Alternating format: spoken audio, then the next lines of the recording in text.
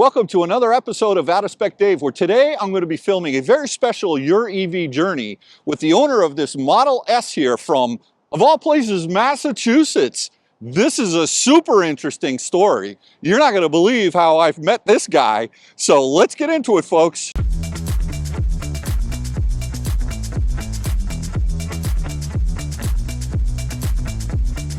Everyone, meet Matt Scinto, who just drove down today from Cape Cod to do this Your EV journey. A very special guy indeed. You know, what's interesting is Matt reached out to me. I say, look, if you have an interesting story about your EV journey, reach out to me. So I got an email from Matt, must have been about 3-4 months ago, something like that. And Matt said, you know, hey, listen, I've got an interesting story. I'd like to come down. I actually grew up and lived, graduated from Fairfield Warde High School. And I said to myself, Fairfield Warde High School, that's where Out of Spec Mom, Kathy, teaches orchestra.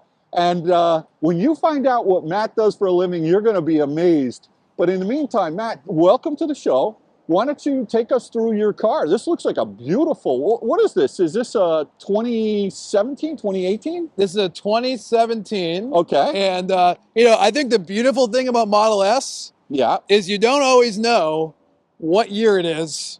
Okay. I parked next to a 2020 exact spec.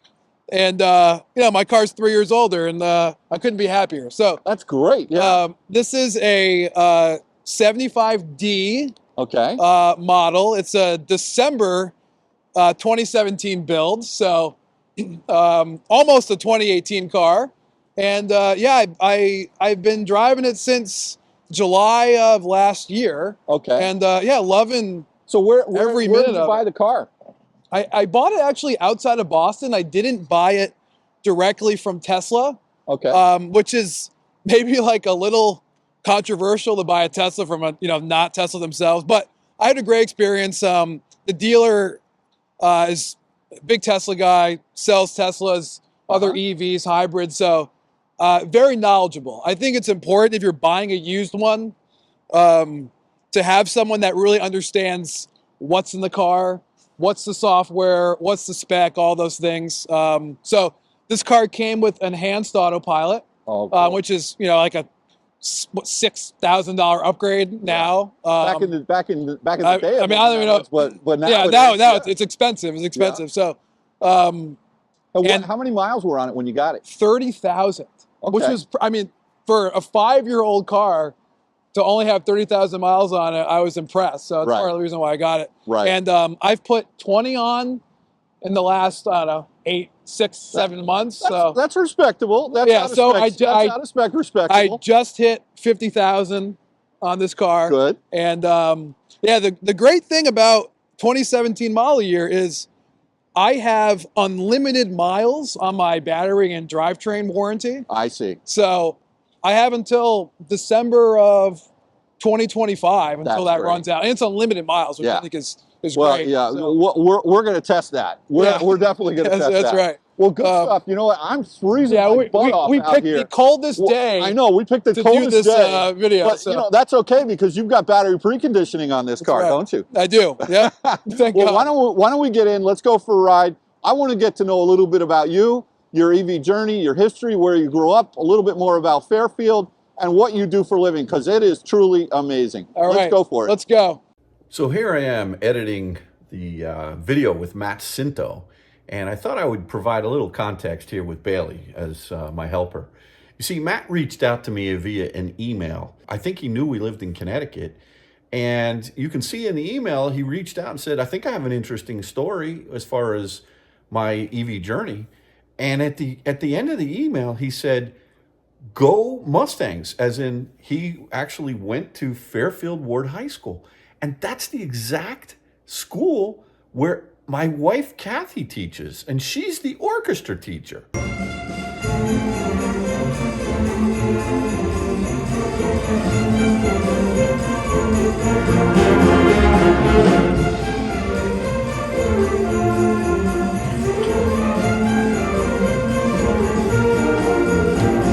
What's even weirder is that Matt was in the orchestra at Fairfield Warde, and then graduated, ended up going to Syracuse University, he got his PhD in music, and is now the conductor of the Cape Cod Chamber Orchestra, and he's also a professor at Worcester Polytechnic Institute in Worcester, Mass, teaching orchestra. So when I got this email, Kathy, we got to call this guy. I don't know who he is, but I got to call him. And long story short, what you'll see is that Matt actually came down, did a reunion, his homecoming back to his high school after so many years, and of growing up in Fairfield, but of so many years of not being at the high school. He came back and he actually did like a master class and a full day of teaching at Fairfield Warde High School with both high schools, Ludlowe and Warde, and just spoke to the kids and taught them lessons. And he was just super, super helpful to everyone, and everyone loved him. And then after that, he came over and I met him at the Tesla Supercharger. And that's what this video is all about, really about his car and about his EV journey. But what a small world this is. And it was so great for him to come back and spend some time teaching the kids at Fairfield Warde. And it's just amazing how small this world is. So anyway, for all of you who maybe want to be hosts or featured here on the Out of Spec Dave channel and tell me your EV journey, maybe we have something in common too. You never know. Yeah, so both high schools showed up today, huh? Both high schools. We had 100 kids on stage. Wow. The place where, I mean, it's really where I started, learning music, and where I got interested and decided I think I'll try to pursue this professionally. I played viola. That's where I started playing orchestra. Actually, I had no interest in conducting. I didn't really know what that person does. Right. Anyway, Well, they get up in front of a bunch of people, wave their arms. Yeah, I mean, and then sometimes good things come out. Right, and they'll yell at you occasionally. Yeah, they'll yell at you. At least that was my experience. Right.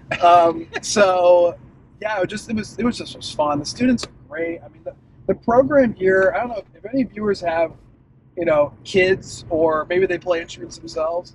To have, 100 students participating at the high school, and these were the upper, I think, the junior and seniors. Right. So, Fairfield County is just unbelievable. Right. There's 11 elementary schools, 3 middle schools, and 2 high schools. It's crazy. And they Fairfield. all have dozens and dozens of students participating. Yeah.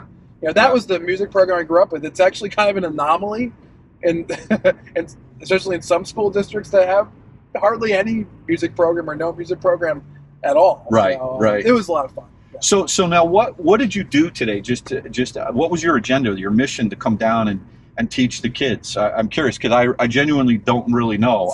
I want to talk to you about cars, but we'll get to that. Well, we got the Out of Spec Mom connection here, and she called me, by the way, after she left, and she just I probably shouldn't tell you this, but she said, Dave, I really had high expectations for today, that it was going to be a great day. Yeah, and she called me and she said that it went way better than she thought Kathy, it would. Thank you very much. I appreciate and that. the kids were she said the kids were like super engaged. They were. So what did you do today?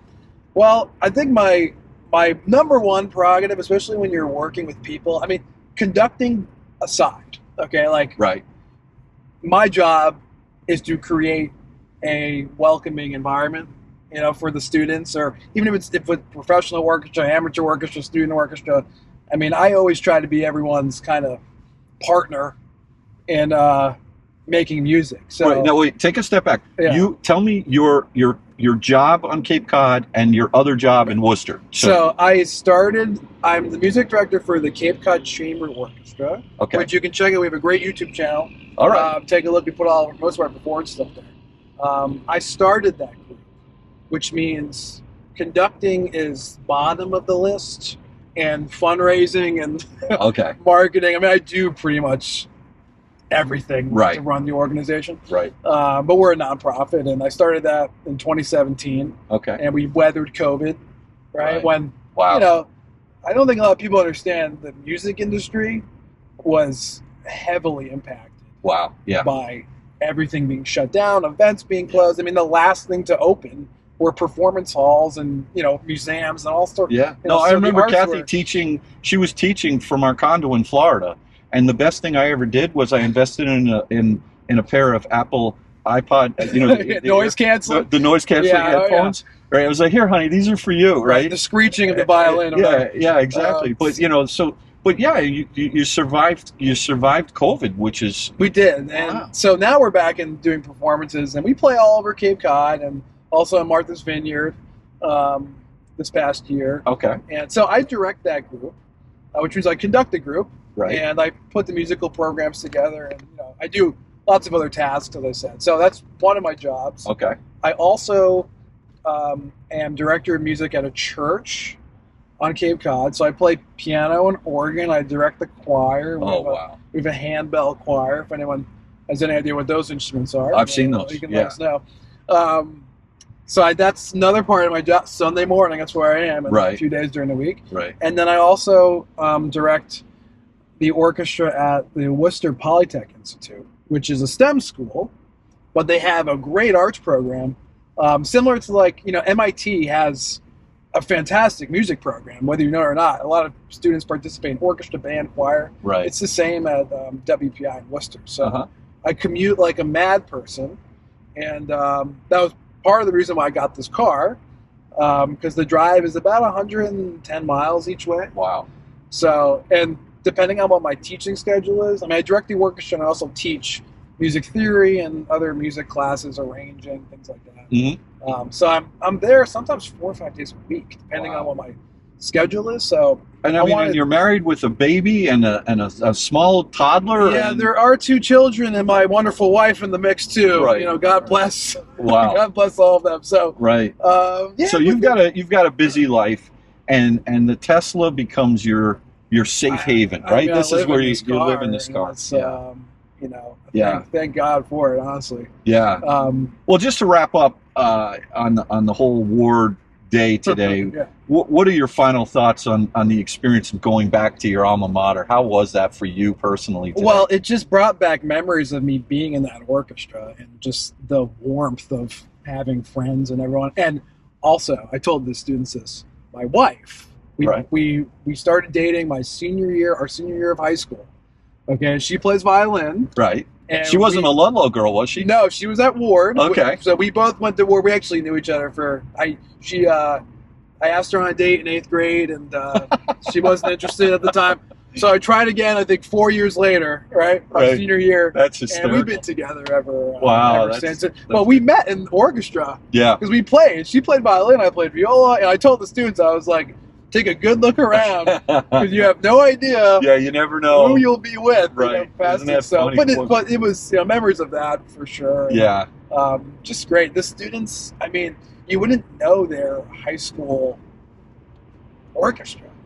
They really play at a high level, and they're all very interested and invested in what they're doing. So it's great. It's rare to have that in the public school. Yeah, really.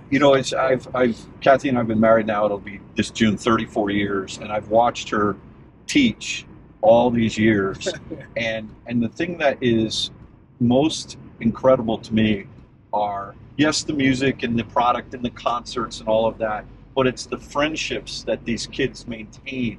And when they come back for the alum, a lot of times they graduate high school and they come back, and the hugs and the kisses, and it's like anything else when you have that camaraderie. But I'm so happy you did that, Matt, and I'm glad that this bizarre reach out to be on an Out of Spec Dave video turned into a great day for the students here in Fairfield. So I thank you for coming down. Kathy, I know, is super thrilled. We had a great day. And that's great. So enough about that.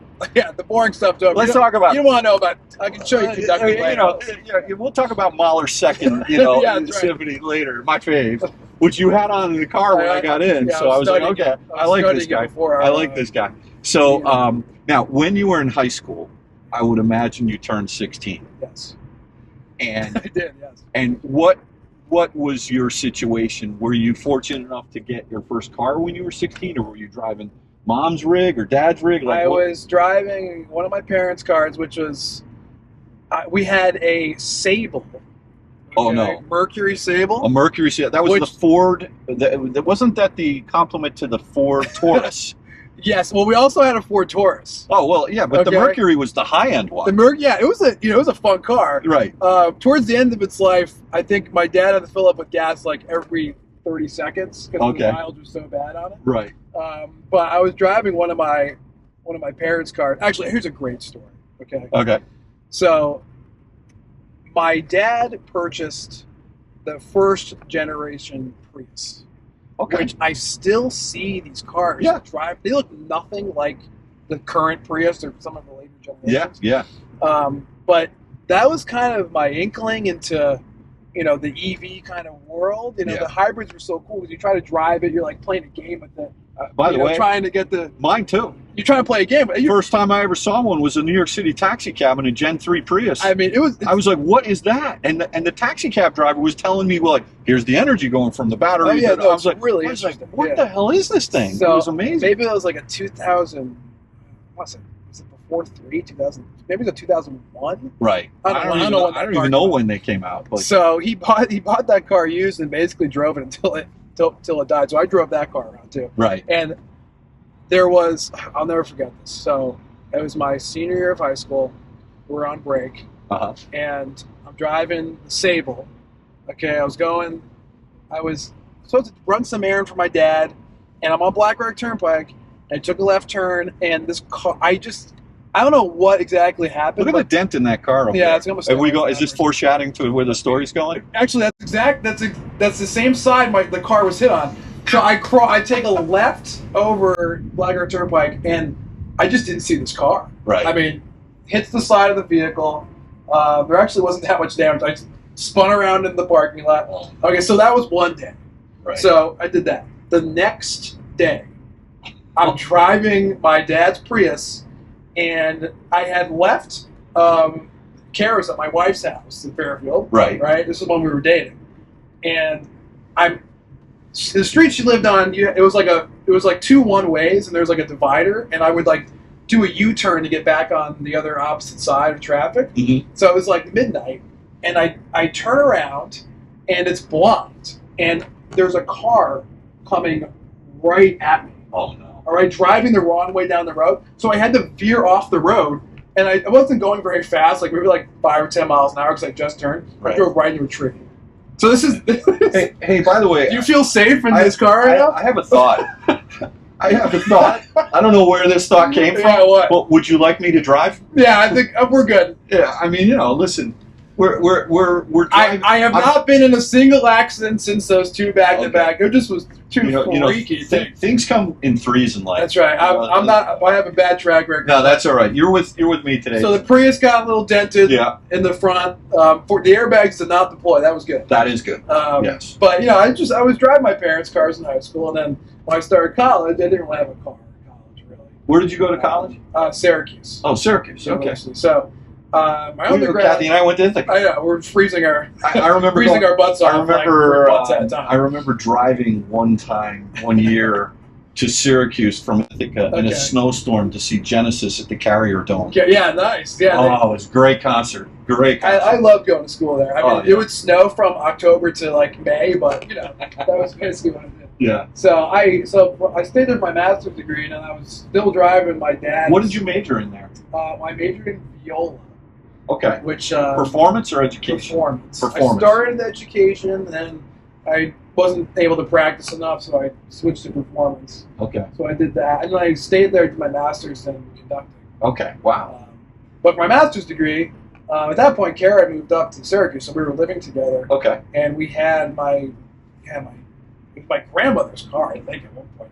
My dad. So I'm driving this Ford Taurus. Right. And then after that, we moved to Boston. Didn't have a car in Boston because it makes like no sense. It's just it's horrible parking and everything.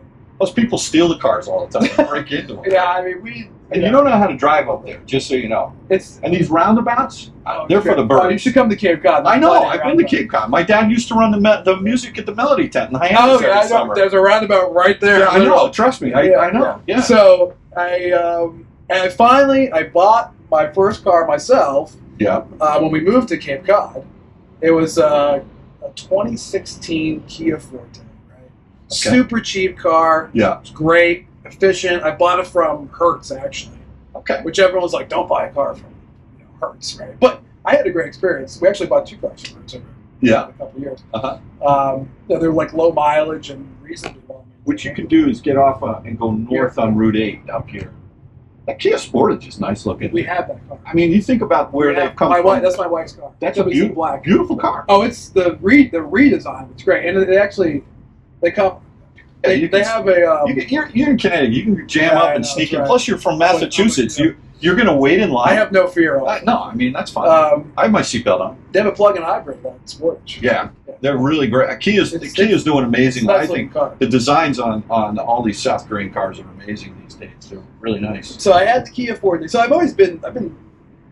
think Kia for many years had probably like a horrible rap, but nowadays, I think they're pretty reliable vehicles. Yeah. Oh, they are. So that was my Kia Forte, and actually the Kia Forte leads into my Tesla journey because in 2021, the trade-in value of my Kia was actually slightly more than what I paid for the car. That crazy? It was nuts. So, the good old days. I mean, it was. I so miss 3-4 months ago. Like those 4-door sedans were in such like hot. Everything was crazy. They couldn't, they couldn't get cars to sell. So that was how I. So I didn't really know anything about Tesla or electric vehicles or anything like that.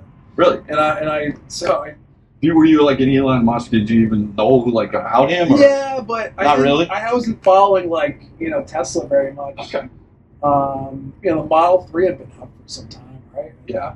See, what's amazing to me is you went from a Kia Forte to a Model S. Not even let me tell you. At least I think you did. Well, here's my stepping stone. Yeah. So I was looking at Model 3s to lease. And I said, well, can I manage? I got 12,000 mile a yearly. It was like pretty good. This was before the prices kind of went nuts on the 3Y. Yeah. Toward maybe the end of 2021 is when the price, I'm trying to remember when the prices kind of went crazy. Now they've come back down, obviously. Yeah. But I was like, well, the deal's not bad. Like the monthly payment. So I got my Model 3. This was, I think, August of 2021. Okay. So I was driving the at 25 cents a mile, and that's. I'm like, this is not sustainable. And then I also, I started working in Worcester like that summer. So I was like, I can't. If I kept that car, still driving that car today, I'd be paying $10,000 in penalty. So I still had 2 more years on my lease. So what was the exit strategy on a 2-year, like a lease? Oh, it was beautiful. Really? This will never happen again in my life. But I go through, if you're leasing a Tesla, you go in the app, you go like early payoff, whatever. Okay. So I did that one day. Just curious, and I go down, $0 due. I was like, this can't be correct.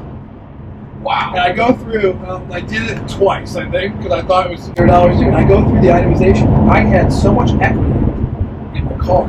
Because the prices had gone up so much. So you got to get out of that. So I was like, let's go. I was like, I got a new car now. Right. So, and then at that point, I was shopping around. But the car was in great shape. Yeah. And had 3,000 miles on it, barely driven. And I drove it, and I was like, this is, for the price, like, for what I'm getting for this, it's a 5-year-old car, but you wouldn't know it, Right. Right. When they went to the refresh, not the refresh in 2021, away from that kisser fish, whatever the heck that was. I think it was 2016. Maybe they did that. You know what you can do is flip it around here up at this light. But that was a welcome design. Oh yeah, I love the look of this car. I do too. You can just turn left here and flip it right around.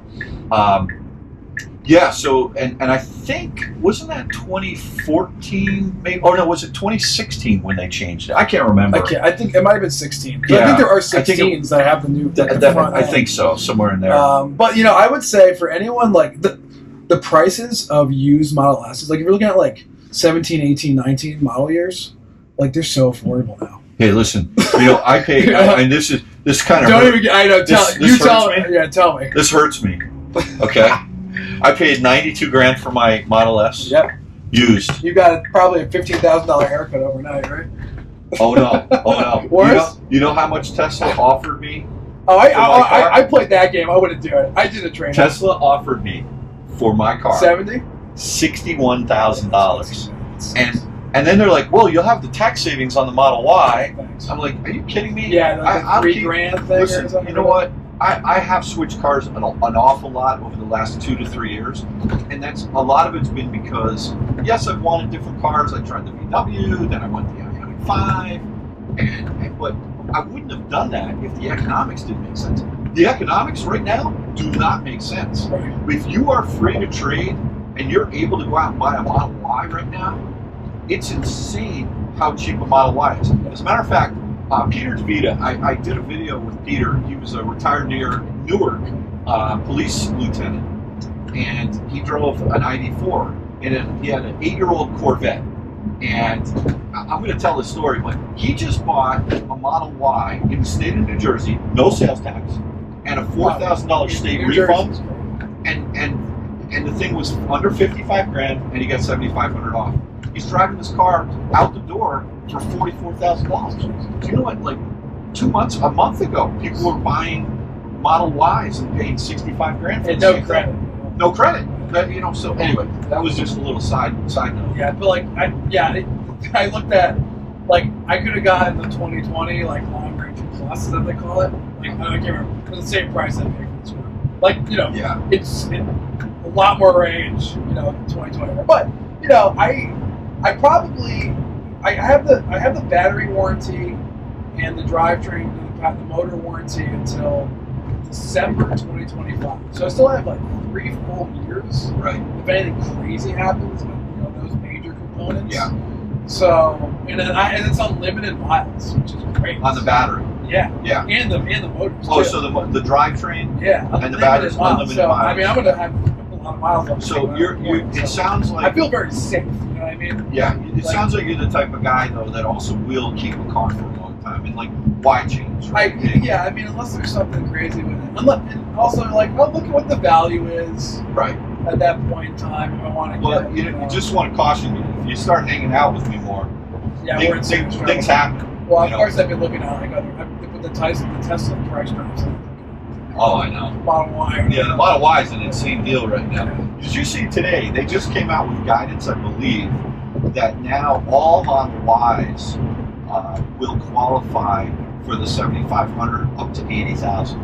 So they're like SUV status now. So they're SUV status no matter what. So you can get a long range, So you get 5-seater. You get a performance now, or if you want, let's say You don't need 7 seats. You don't need 7 seats. If you want the right color, you want the tow package, and you're just over that 55 number. Which is easy to do. Well, it is, yeah, and that's exclusive of software upgrades or destination. So I thought that made a lot of sense. But yeah, so all right, good. So now you're driving the Model S. You're living the dream. You got a beautiful wife who you've loved since high school, since 8th grade. Maybe even before that. How long did it take you to? She didn't know it then. She didn't know it then, right? You got 2 beautiful kids. You have a great orchestra on the Cape. You got the teaching thing going on in Worcester. I'm driving like a maniac. Like at the height of my schedule, I'm doing 1,000 miles a week. Don't get off here. This is the merit. Yeah, let's go down to 1,000 miles a week. Wow. The height of my teaching schedule. Wow. You know, and here's the great thing. Part of the reason why I was like, EV makes sense for me. I have free charging on campus. So, I mean, I leave my car there for several hours, right? Yeah.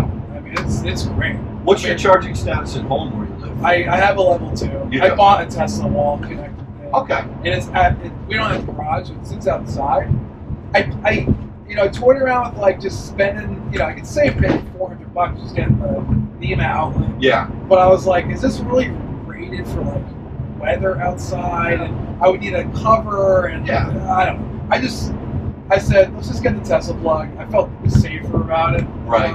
I think you can have it outdoors and be perfectly fine, but I know that water's not going to get in. Yeah. No, listen. So that was why Kathy and I were getting away with just charging our cars at 110, and I was always thinking about. I mean, I could never. You couldn't do it, but we. With our commutes, no big deal. But it is so much nicer having the level 2. And we've always had it. And the other, it's just, but where we're at now, we didn't put one in when we first moved there.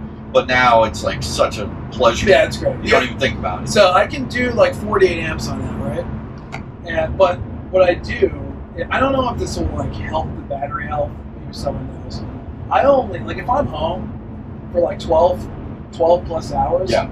I'll only charge on like 15 amps. Oh, well, listen, I'll do like super slow charging because I figure like, the faster you're putting energy in to the battery, like maybe it wears it down quicker. Yeah. So anything I could do to help like save that, because 15 amps is pretty slow. Yeah. I would say doing 48. I would say that it's if you have the time, there's no Yeah. reason. The slower, the better. From Exactly. everything I've read, I'm not an engineer. I can't tell you that. My charger only puts out 40 amps, and you know what? I leave it at 40. Yeah, I'm like, whatever. The car I know can take 48. If I put in the 50 amp from the company I got my unit from, but it's what I look. The slower, the better. That's number one, and number two, AC always over DC is better from a longevity standpoint. So, how does your wife like the Tesla? Oh, obviously, like when you get an EV, you just become obsessed with every thing. So, I mean, she loves it. I don't know, like, I would love to get I want to get 2 EVs. Right. And like, I'm kind of stuck in the lease with my Kia right now for a couple more years. Okay. But I see no reason why you can't make 2 electric vehicles. Which, if you were going to take, if I said to you, hey Matt, here are the keys to the Connor condo, which car would you drive down there? Tesla. You would take, all right, not even hesitation. I mean, I've done the drive. Like, I took my Model 3 down there, my leased car. Right. Because my parents live in What the heck? You're already over by 30,000 miles. What's the difference? It's so much fun road tripping. Like, the supercharger network is just 100% so easy all the time. Yeah. Like, you never run into issues. I've never run into an issue where it's like, I physically can't charge at a charger. Yeah. I've never had that problem. And I use the supercharger network a lot. I mean, on my drive, sometimes I just have to, stop there for 5 minutes just to, if I need a little more juice to get home. Yeah. But it's just, on 95 corridor, it's like there are actually too many superchargers. I know. Like, right? Like, it's so there's easy. too many. And it's crazy. yeah, we actually just came back from Florida over Christmas break, and I wanted to spice it up a little bit. And I said to Kathy, I saw your CCS. We're not even going to use Tesla. Right, She's right. like, what are you, stupid? Yeah, right. What's wrong with you? I'm like, I'm bored. Let's try that. So. But and look, it was actually not a bad experience overall. But when we got to Buc-ee's, she's like, will you just plug in? Have you been to Buc-ee's Was yet? it like right? Yeah, I definitely drove. It's right through. there. There's one right next to us. Why would we go, like, why doesn't Electrify America have, or any CCS have a charging stop at Buc-ee's, right? Because that is Grand Central Station right now. Right. When you cross over the border into South Carolina from North Carolina. It's no longer south of the border. I'm sorry, Pedro. I'm sorry. But, well, listen, Matt, this has been an amazing thing. I'm so happy, first of all, to get to know you. And we've been talking quite a bit, even just texting and what have you. And I'm glad that I was able to leave work a little early today and drive up to Fairfield to meet you to do this video. I'm super happy that you took the time out of your life to spend time with the kids here in Fairfield, because you know what? Those are the things, when they think back in high school, they will remember today. Not every single one of them. For good or bad. Well, maybe not for good, but that's for sure. That was a great day. We had a lot of fun. And now I have one last question for you. When you conduct, are you a baton guy or not a baton guy? No baton. No baton. What's controversial? Why no baton? Well, when you start to learn this kind of weird art form, you usually are given, the stick, right? Right. I thought you needed the stick. You don't need anything. You don't need the stick. You can generally just stand there, look at people, and things will happen. Right. But I don't know. I always felt like it was very impersonal. Just like, I like to conduct with an open hand rather than like this sort of. I get it. So, and it just it was always very distracting to me, oddly enough, like holding the baton. Right. So at some point, when I was in school, I just kind of dropped it, and there's advantages to using it, Right. You know, because you can. You can throw it at people if they're not doing you can injure the viola section. Right? Yeah, the percussionists. It helps people see you. Let me ask you, are percussionists outside of high school, do they calm down? Do they get normal in life, or are they still wacky, bizarre guys? I think anyone that plays in an orchestra is crazy. In the whole orchestra? Yeah, everyone's crazy. I mean, you could pick a section and, you know, like the violins. Do you think that people that play in orchestras, there's a higher percentage of them driving EVs or hybrids than not?